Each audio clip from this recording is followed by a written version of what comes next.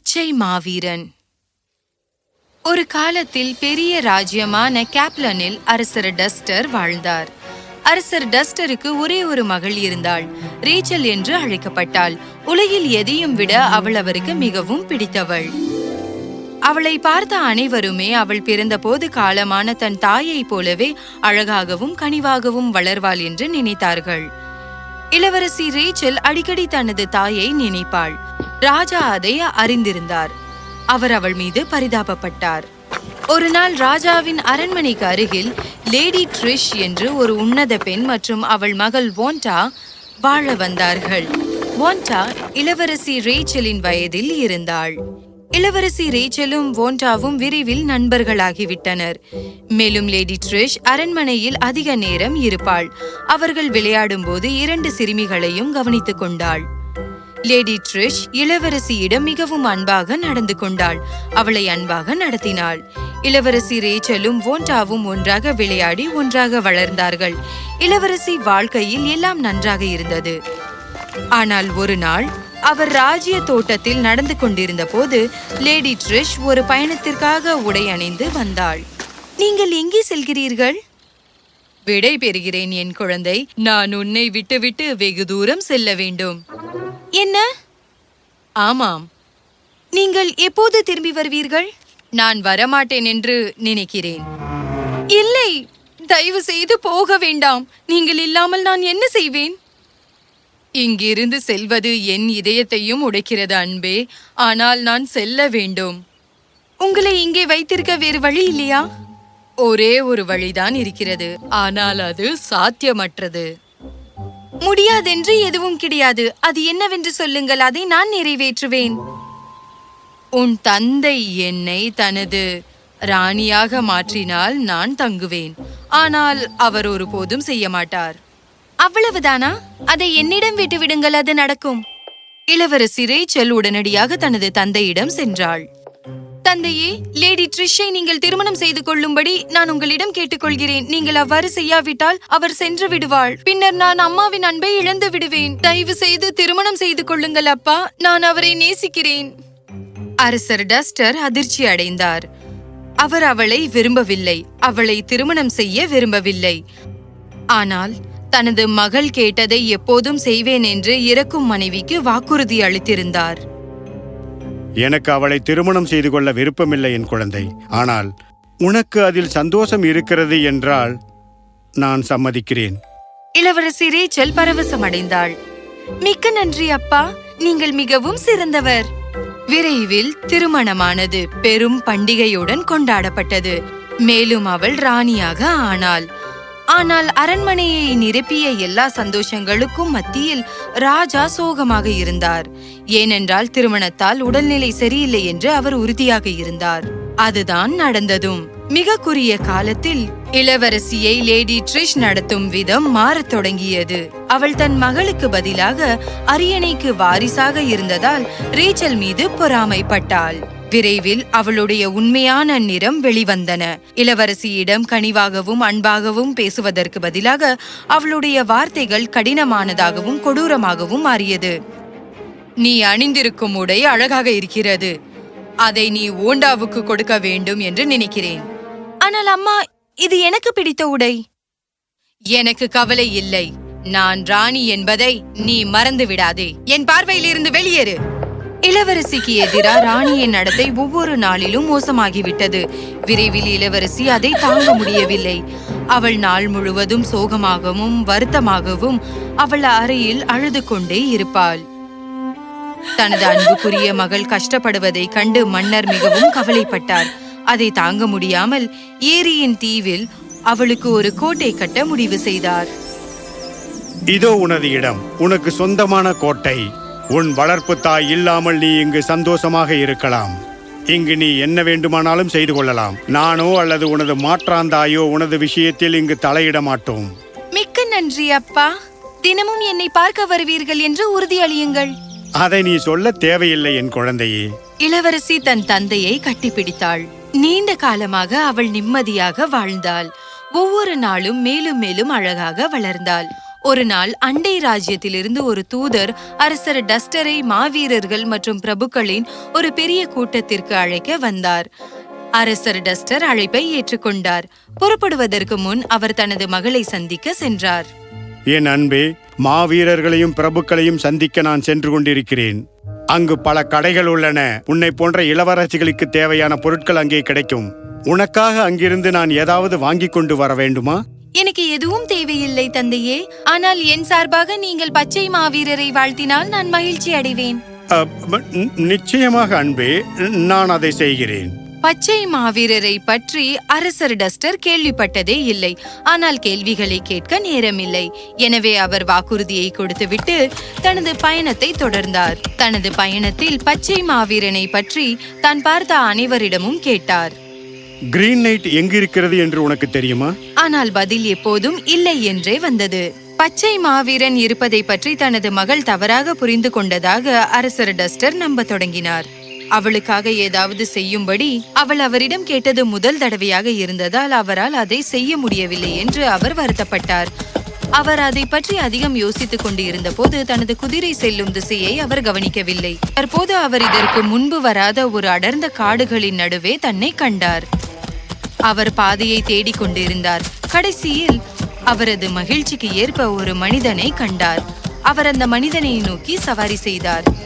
நான் வழிதவறி வந்துவிட்டேன். நான் இப்பொழுது எங்கே இருக்கிறேன்? நீங்கள் இப்போது கிரீன் நைட் காட்டில் இருக்கிறீர்கள். டஸ்டர் மன்னர் பரவசமானார். கிரீன் நைட்டின் இடம் எங்கே? அது ஒன்றும் தொலைவில் இல்லைங்க. அந்த மனிதன் அவருக்கு வழியை விளக்கினான். அரசர் டஸ்டர் அவருக்கு நன்றி தெரிவித்துக் கொண்டார். கடைசியாக பளிங்கு படுக்கைகளில் நீரூற்றுகள் விளையாடும் ஒரு அழகான தோட்டத்தின் நடுவில் நிற்கும் ஒரு அழகான கோட்டையை அடைந்தார். ஒரு பளிங்கு படுக்கையின் விளிம்பில் ஒரு இளம் மற்றும் அழகான மனிதர் அமர்ந்திருந்தார். அவர் பச்சை கவச உடையில் தலையிலிருந்து கால் வரை அணிந்திருந்தார். அரசர் டஸ்டர் அவரிடம் சென்றார். நீங்கள் தானே கிரீன் நைட்? ஆமாம், நான் தான் கிரீன் நைட். அதற்கு காரணம் எனது பச்சை நிற உடை. ஆனால் எனது உண்மையான பெயர் யூஜின். உங்களை கண்டுபிடித்ததில் எனக்கு மிகவும் மகிழ்ச்சி. மாவீரர்கள் மற்றும் பிரபுக்களின் கூட்டத்திற்கு நான் சென்று கொண்டிருந்தேன். நான் வழியை மறந்ததால் உங்கள் அரண்மனைக்கு நான் வர நேர்ந்தது. என்னிடம் என்ன கேட்க நினைத்தீர்கள் ஐயா? அதாவது எனது மகளின் வாழ்த்துக்களை உங்களுக்கு வழங்க வந்திருக்கிறேன். நான் உங்களையோ உங்கள் மகளையோ சந்தித்ததே இல்லை. அப்படி இருக்க என்னை உங்கள் அரண்மனையில் தங்குவதற்கு அழைக்கிறீர்கள்? சூரியன் மறைந்து கொண்டிருக்கிறது. இப்போது நீங்கள் இந்த காட்டு வழியாக செல்வது அவ்வளவு நல்லதல்ல. அரசர் டஸ்டர் நன்றி கூறி அழைப்பை ஏற்றுக்கொண்டார்.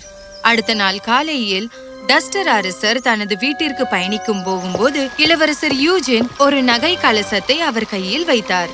மேன்மை தாங்கியவரே, இந்த பரிசை உங்கள் மகளுக்காக எடுத்து செல்லுங்கள். இதில் எனது படம் உள்ளது. நான் அவர்களை மறுபடி பார்க்கும் பொழுது என்னை அவர்கள் அறிந்து கொள்வார்கள்.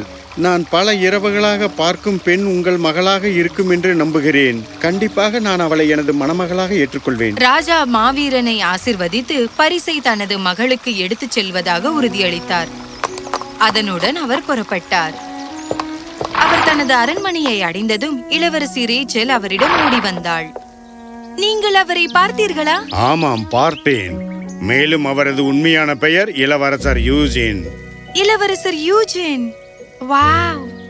இந்த பரிசை உன்னிடம் கொடுக்க சொன்னார். அவர் வரும்போது அவர் யார் என்று நீ அறிந்து கொள்வாயாம். இளவரசி உருவப்படத்தை பார்த்தபோது மகிழ்ச்சி அடைந்தாள்.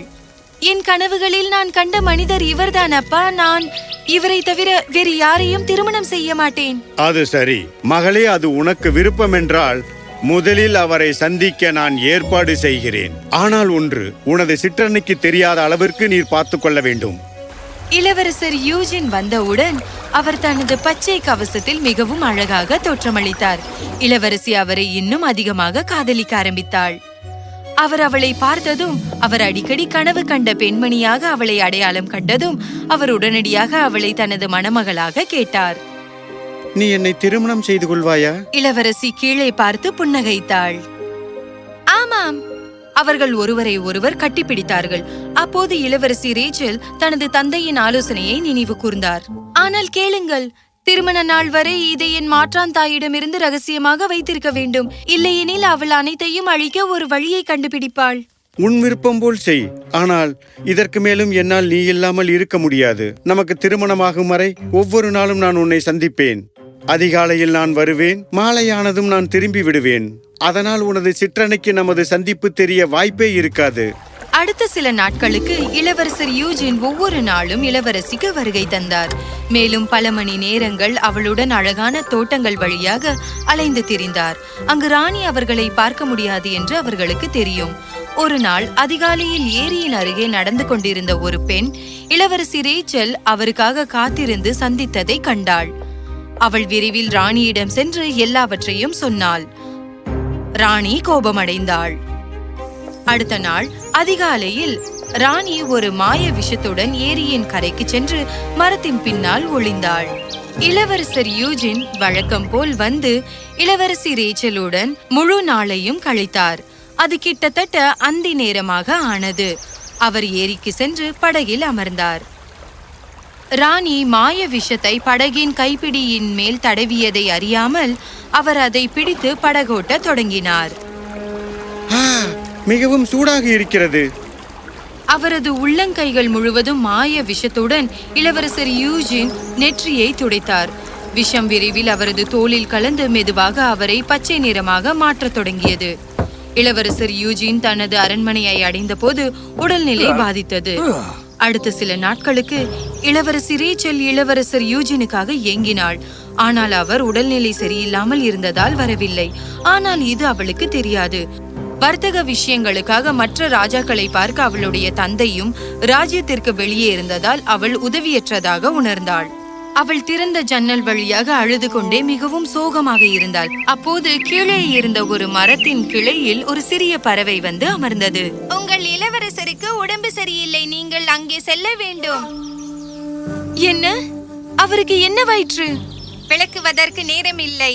உங்கள் தீய மாற்றாந்தாய் அவர் மீது ஒரு மந்திர விஷத்தை பயன்படுத்தியுள்ளார். உங்கள் தோட்டத்தில் உள்ள மஞ்சள் மூலிகைகள் மட்டுமே அவரை காப்பாற்ற முடியும். தயவு செய்து இன்னும் சொல். நாட்டு மன்னரின் அரண்மனையில் இருந்து ஒரு செவிலியராக உங்களை அலங்கரித்துக் கொள்ளுங்கள். அப்போதுதான் இளவரசருக்கு அருகில் நீங்கள் அனுமதிக்கப்படுவீர்கள். மஞ்சள் மூலிகைகள் மூலம் சூப் செய்து அவருக்கு கொடுங்கள். அவர் குடித்தவுடன் குணமடைந்து விடுவார்.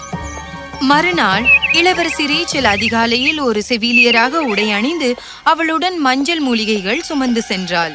அரண்மனைக்கு வழிகாட்ட பறவை அவளுக்கு முன்னால் பறந்தது.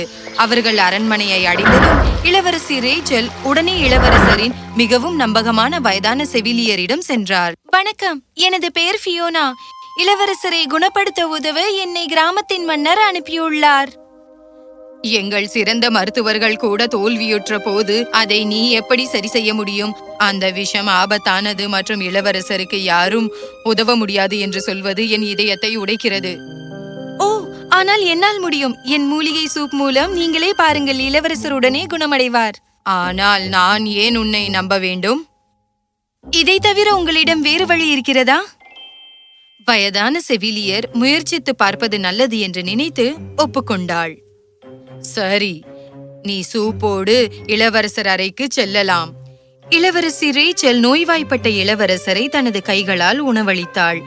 சூப்பின் முழு கிண்ணத்தையும் முடித்த பிறகு அவள் வெளியே சென்று சிறிது நேரம் காத்திருந்தாள். விரைவில் இளவரசர் யூஜின் வியர்க்க தொடங்கினார். சில நிமிடங்களில் அவர் முழுமையாக குணமடைந்தார். அவர் எழுந்ததும் இளவரசி ரேச்சல் ஒரு இளம் செவிலியரை காலியான சூப் கிண்ணத்துடன் அனுப்பினாள். யார் நீங்கள்? என்னை குணப்படுத்துவதற்காக சூப் தயாரித்தீர்களா? ஆமாம். சரி, நீங்கள் விரும்பும் எதையும் வெகுமதியாக தேர்ந்தெடுங்கள், அது உங்களிடம் இருக்கும். அந்த இளம் செவிலியரிடம் ஏற்கனவே இளவரசி ரேச்சல் என்ன சொல்ல வேண்டும் என்று கற்றுக் கொடுத்தாள். நான் உங்கள் மணமகளாக விரும்புகிறேன். என்னை மன்னித்து விடுங்கள். இது ஒன்று மட்டும் என்னால் உங்களுக்கு கொடுக்க முடியாது. எனது இதயம் இந்த உலகிலேயே அழகான ஒரு பெண்ணிடம் இருக்கிறது. அவள் எனக்காக தீவு அரண்மனையில் காத்திருக்கிறாள். இதை கேட்ட இளவரசி ரேச்சல் இளவரசரின் அறைக்குள் ஓடி வந்து இறுக்கமாக அணைத்துக் கொண்டாள். இளம் செவிலியர் சிரித்துக் கொண்டே சென்றாள். இளவரசர் அவளை பார்த்து மகிழ்ச்சி அடைந்தார். ஆனால் குழப்பமடைந்தார். இங்கு என்ன நடக்கிறது? இளவரசி ரேச்சல் அவருக்கு எல்லாவற்றையும் விளக்கினாள். மேலும் அவள் மாற்றாந்தாய் எப்படி ஒரு மாய விஷத்தை பயன்படுத்தி அவரை நோய்வாய்ப்படுத்தினாள் என்றும் கூறினாள். என்னை காப்பாற்றியதில் மகிழ்ச்சி அடைகிறேன் அன்பே. நீங்கள் நன்றாக இருப்பதில் மகிழ்ச்சி அடைகிறேன். இருவரும் கைகளை பிடித்துக்கொண்டு ஒருவரை ஒருவர் கட்டிப்பிடித்துக் கொண்டனர். விரைவில் அவர்கள் மிகுந்த மகிழ்ச்சியுடன் திருமணம் செய்து கொண்டனர். அரசர் டஸ்டர் தனது மகளை மிகவும் மகிழ்ச்சியாக கண்டு மகிழ்ச்சி அடைந்தார். ராணியையும் அவளுடைய மகளையும் ராஜ்யத்திலிருந்து வெளியே அனுப்பினார். ஒருபோதும் தனது பிரதேசத்தில் கால் வைக்க வேண்டாம் என்று எச்சரித்தார். இளவரசர் யூஜின் மற்றும் இளவரசி ரேச்சல் தங்கள் தீவு அரண்மனையில் வசித்தனர். மேலும் அரசர் டஸ்டருக்கு அவரது ராஜ்யத்தை நடத்துவதற்கு உதவினார்கள். அவர்களுக்கு கீழ் ராஜ்ய மக்கள் மிகவும் மகிழ்ச்சியாக இருந்தார்கள்.